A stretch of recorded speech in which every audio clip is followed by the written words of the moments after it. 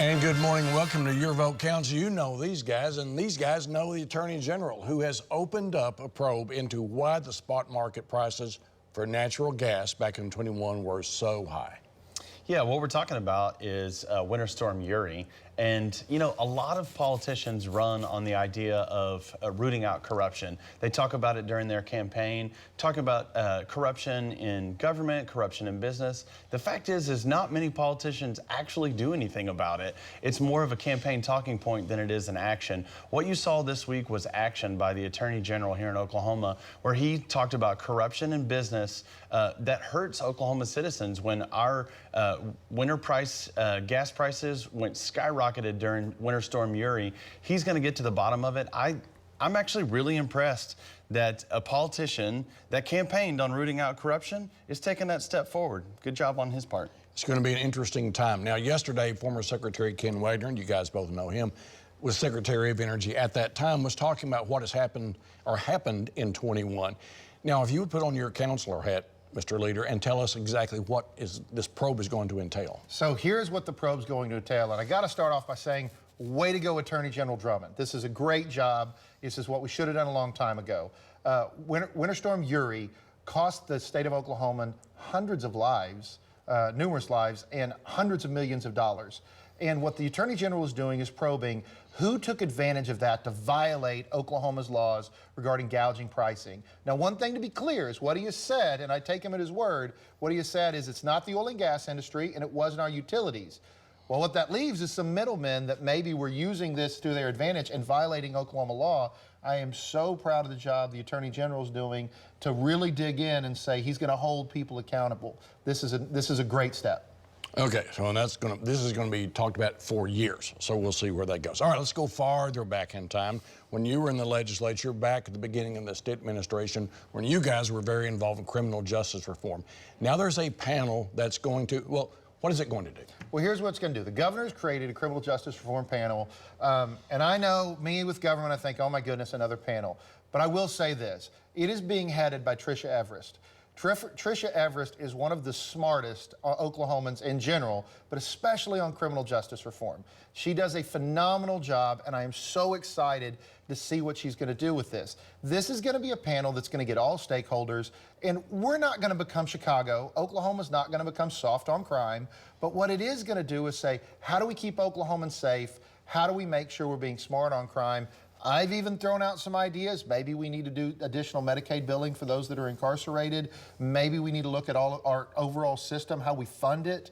But what gives me the most faith in this is Secretary Everest is over it. I think we're going to see good things. Okay, you know Secretary Everest. You've been involved in this criminal justice reform for a long time. Where do you think this is headed? Yeah, look, I mean, I'm thrilled to see Secretary Everest move into this position and take over this panel. But what I have to say is I'm not thrilled that over the last 8 years we've talked about criminal justice reform, we've put multiple panels forward, and we haven't really moved the needle in a way that's going to make a more just society. We have a lot of talking points out there, and there's a lot of fear tactics that the DAs use, but we haven't gotten the policy done that we need to in order to make our state safer and smarter when it comes to criminal justice reform. I hope that this panel can thread that needle and get that right, and I'll certainly be the first in line to help move policy forward that we need in our state. Speaking of policy forward, what Your Vote Counts alum is now head of a group that's going to be talking about education nationwide. We'll tell you when we come back.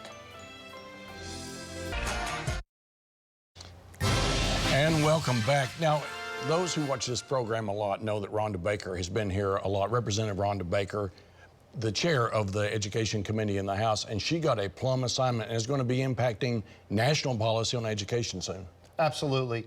Chairwoman Baker from the Yukon area, one of the best members I've ever served with the Oklahoma House of Representatives, does a phenomenal job, is our chair of Common Education, is now going to be chair of education for the Southern Legislative Leadership Conference. This is all of the southern states, the legislatures all around.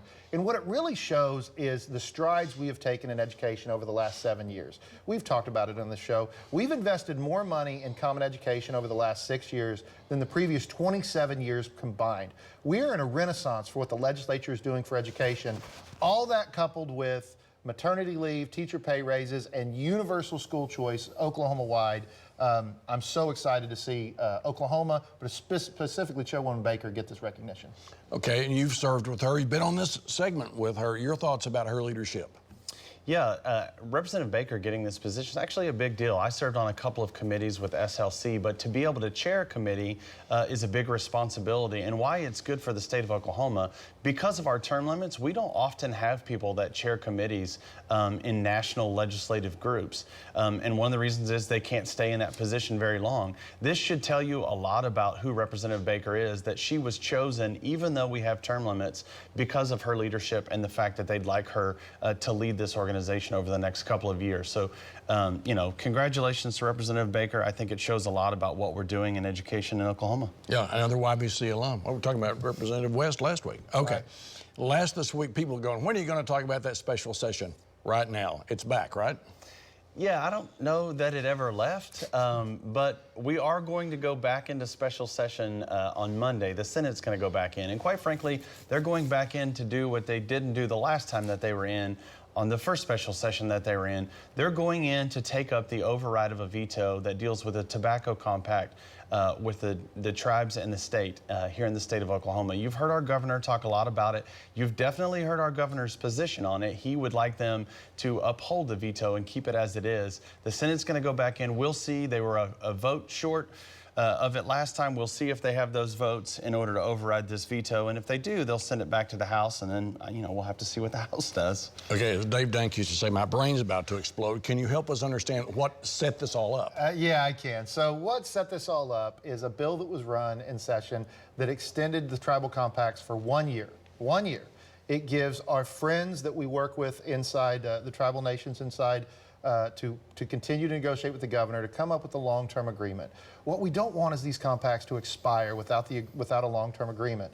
Since I've been in the legislature, I've always been able to cut mutually beneficial deals with our friends and neighbors, because they're Oklahomans too. So what's going to happen is the Senate's going to come in. I believe they're going to override the veto. The House is going to come in on the 31st, and we're going to override the veto. Everybody, you're watching at home, you know the House is unified. We're going to take care of business.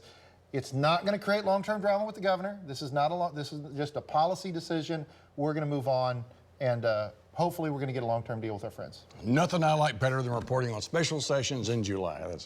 Hey, thanks for watching Your Vote Counts. See this again at news9.com/yourvotecounts, and follow me on all the socials, LinkedIn, Facebook, Threads, and Twitter @Mitchell Talks.